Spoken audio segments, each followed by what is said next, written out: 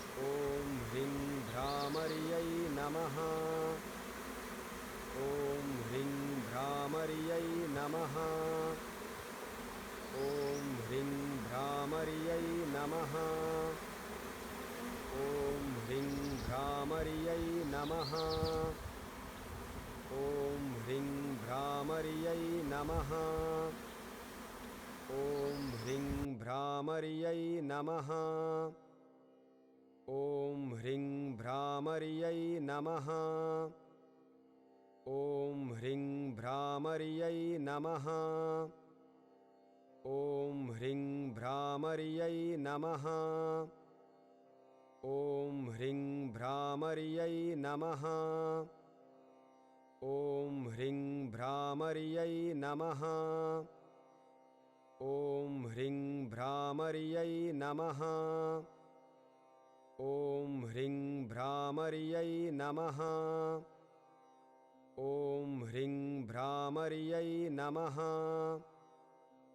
ॐ ह्रीं भ्रामर्यै नमः